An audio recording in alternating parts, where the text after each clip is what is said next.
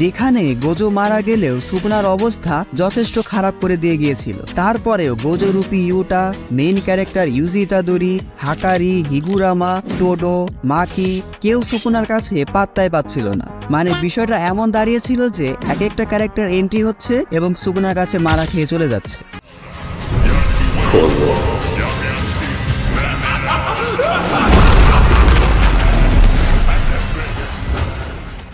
Jujutsu Kaisen has the worst ending, এটা আমি না সবাই বলছে। কিন্তু কেন?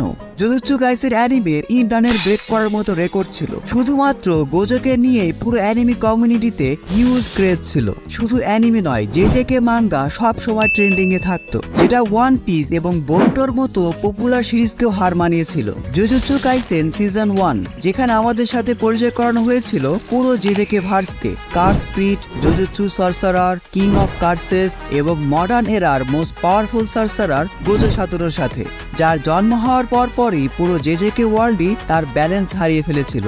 নান্দনিক এক ইন্ট্রোডাকশন সিজন শেষে জেজেকে মুভি 0 আসে। সেখানে আমাদের গেটো এবং ইউটার মতো স্ট্রং ক্যারেক্টারকে দেখানো হয়। মাত্র একটা সিজন এবং একটা মুভি দেখে অ্যানিমে ফ্যানরা এটাকে খুবই পছন্দ করতে শুরু করে। তারপর আসে জুজুৎসু কাইসেন সিজন 2। সেখানে আমাদের গোজো এবং গেটোর পাস্ট লাইফ এবং তোজির মতো সিগমা ক্যারেক্টারকে দেখানো হয়, যারা খুবই অল্প সময়ের মধ্যেই ফ্যানদের মনে আলাদা একটা জায়গা করে নিয়েছিল।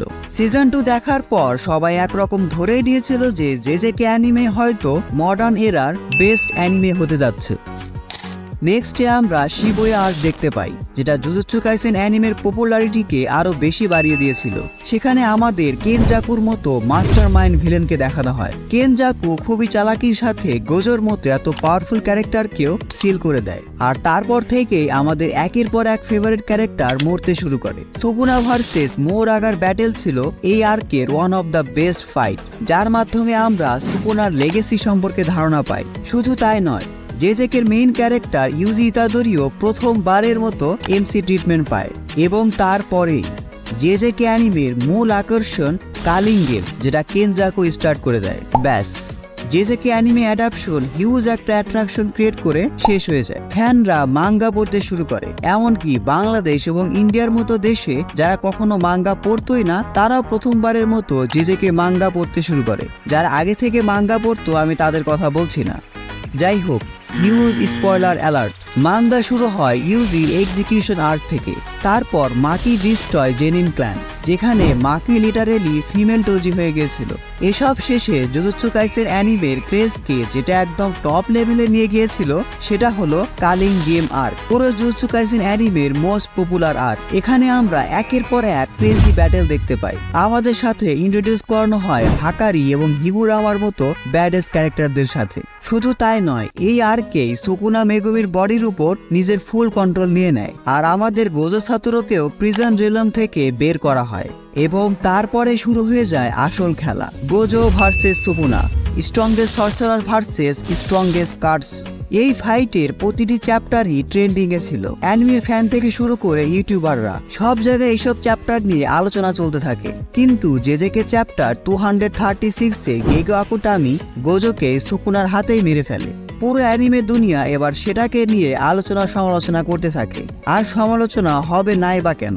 গোজোর মতো এত পাওয়ারফুল ক্যারেক্টারকে সুকুনা হারালো, তাও কিভাবে? তার ওয়াল কাটিং স্ল্যাশ দিয়ে, যেখানে গোজো সুকুনার অবস্থা এত খারাপ করে দিয়েছিল যে সুকুনা ওয়াল কাটিং স্ল্যাশ ইউজ করার মতো অবস্থাতেই ছিল না। Plot armour. আর যারা মাঙ্গা পড়ো তারা সবাই জানো গোজো সুকুনার সাথে ফাইট করার সময় 1 ভার্সেস 3 করেছিল। আর যারা এখনো মাঙ্গা পড়োনি তারা আমার এই ভিডিওগুলো দেখতে পারো, এখানে আরো ডিটেলসে সব ব্যাখ্যা করা আছে। পরবর্তীতে আমাদেরকে জানানো হয় সুকুনা তার বাইন্ডিং বয় ইউজ করে গোজোকে হারিয়েছে। এই বাইন্ডিং বয়ই ফ্যানদের মাথা খারাপ করে দিয়েছিল। গোজো মারা যাওয়ার পরপরই জুজুৎসু কাইসেনের যে ক্রেজ ছিল সেটা কমতে শুরু করে। শুধু তাই নয়, অনেক অতি উৎসাহী ফ্যান আছে যারা এমন এমন কাজ করেছিল যে গোজো একটা সাপ্রি ক্যারেক্টার হিসেবে ট্যাগলাইন পেয়ে যায়। যাই হোক, আই ডোন্ট লাইক রোস্টিং, নাহলে এটা নিয়ে আলাদা একটা ভিডিও আনতাম। তবে এটা তোমাদের মানতে হবে যে গোজোর মতো একটা আইকনিক ক্যারেক্টারকে এভাবে নষ্ট করার জন্য এরকম সাপ্রি ফ্যানরাই দায়ী।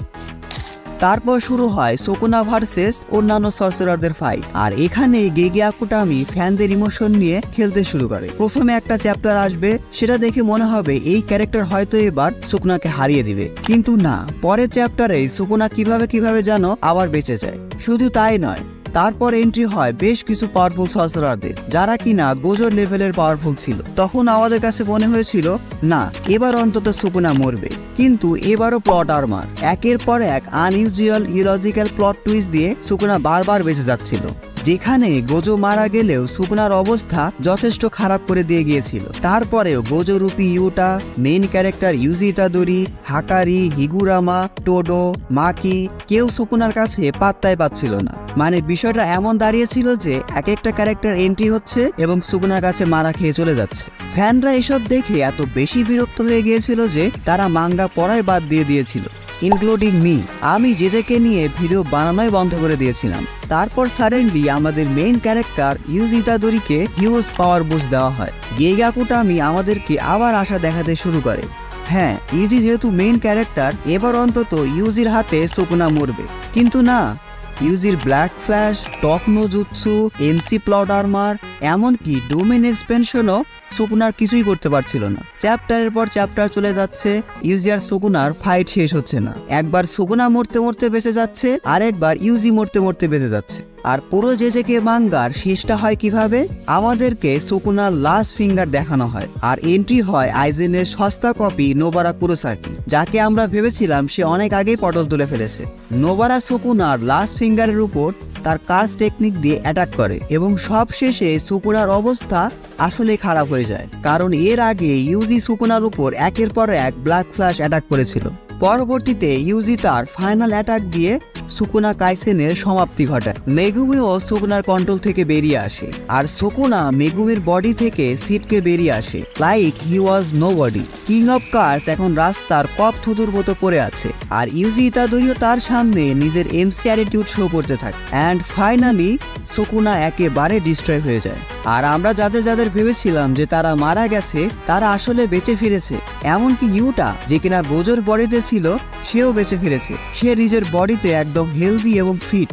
আবার সুকুনা হিগুরামার হাত পা কেটে ফেলেছিল, তার বডি মাঝখান থেকে একেবারে চিরে ফেলে দিয়েছিল। তারপরে হিগুরামা একদম সুস্থ অবস্থায় কামব্যাক করেছে। হ্যাপি এন্ডিং হবে বুঝলাম, কিন্তু এভাবে কোনো ব্যাক স্টোরি ছাড়া সবকিছু দেখে এটাই বোঝা যাচ্ছে যে গেগে আকুটামি একরকম তাড়াহুড়া করেই সবকিছু শেষ করে দিয়েছে, যেটা ফ্যানরা একদমই ডিজার্ভ করে না। সুকুনার কথাই ধরো, এত হাইপ তোলার পরই তাকে কুত্তার মতো ট্রিট করা হলো। আবার গোজোকে শুরুতে যে এমসি ট্রিটমেন্ট দেওয়া হয়েছিল, পরবর্তীতে এত পোটেনশিয়াল ক্যারেক্টারকেও গেগে আকুটামি গোনাতেই ধরলো না। কিসের এক্সকিউজে?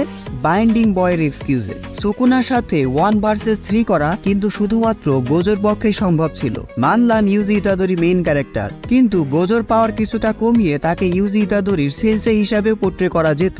মানো আর না মানো, গোজোর জন্যই কিন্তু জুজুৎসু কাইসেন অ্যানিমেটা এত বেশি পপুলার হয়েছিল। সেখানে রাইটার গোজোর সাথে ইনজাস্টিস করল।